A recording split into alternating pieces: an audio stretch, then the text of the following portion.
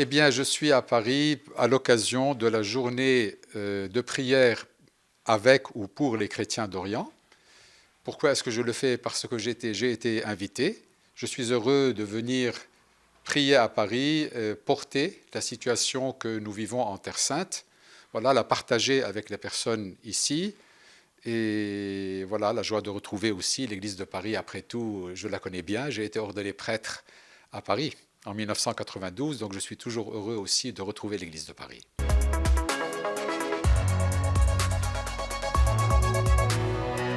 Je pense que dans l'histoire de Terre Sainte, l'histoire moderne de Terre Sainte, le 7 octobre est vraiment un tournant. Hein, on dira qu'après, dans la suite, on dira il y a un avant et un après. Le 7 octobre, c'est une guerre violente, longue, que le pays n'a jamais connue sous cette forme-là, qui a créé une profonde division entre les personnes. Bien sûr, il y a la guerre entre Gaza et Israël, mais il y a aussi beaucoup de tensions au sein d'Israël. Il y a beaucoup de violence dans les territoires, en Cisjordanie.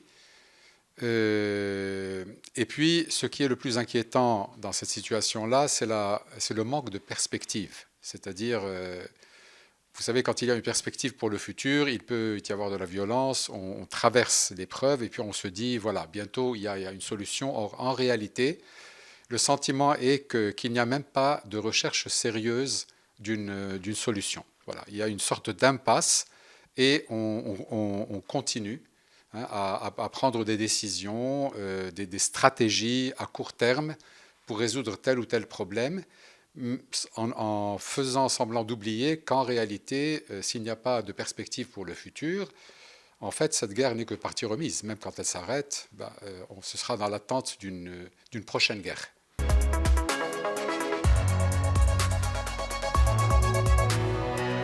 Alors nous, l'Évangile nous enseigne justement d'être des hommes et des femmes d'écoute et de relation, enfin de dialogue.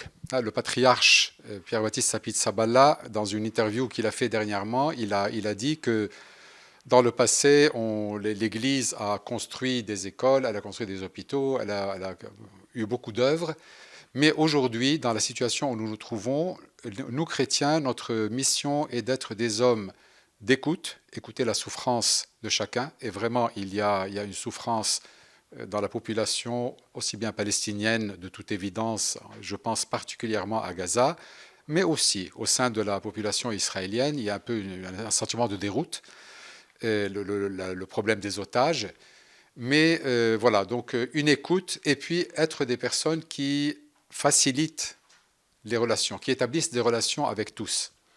Nous ne pouvons pas le faire tout seuls.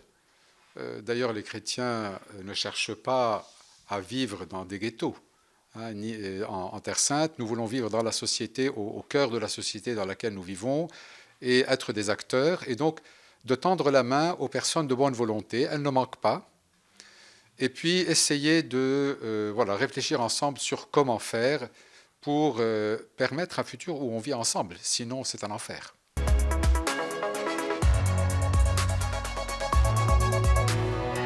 De toute manière, vous savez, quand nous parlons de prière, la relation avec Dieu, quand je regarde Dieu, Dieu me montre les autres. Il n'y a jamais... Une vraie prière est une prière qui conduit vers l'action. Quand je suis moine, mon action sera d'accueillir, d'écouter les autres.